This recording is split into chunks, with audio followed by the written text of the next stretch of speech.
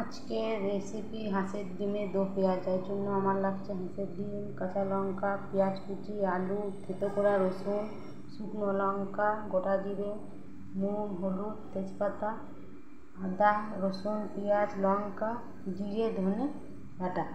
আর লাগছে টক দই, tomato sauce আর সর্ষের তেল। তেল দিয়ে সামান্য হলুদ দিয়ে ডিম হালকা করে ভেজে নেব।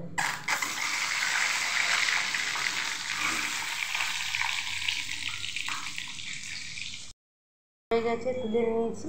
এবার ওই তেলে লাল করে আলু ভেজে নেব। হয়ে গেছে, তুলে নেব।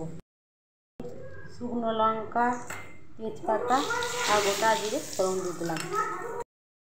এবার পেঁয়াজ লাল করে ভেজে নেব। বাটা হয়ে গেছে, এবার রসুন ভেজে নেব।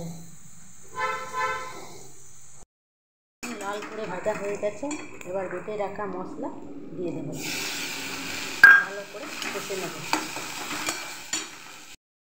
নুন, হলুদ দিয়ে দেব আর টমেটো সস। ভালো করে কষে নেব।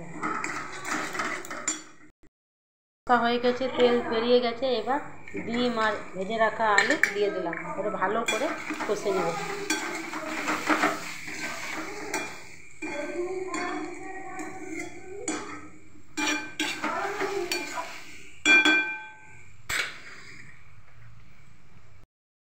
কষা হয়ে গেছে, এবার টক দই দিয়ে দিলাম।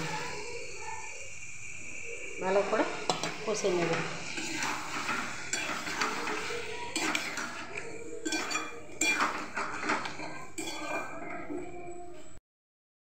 হাঁসের ডিমের দো পেঁয়াজা।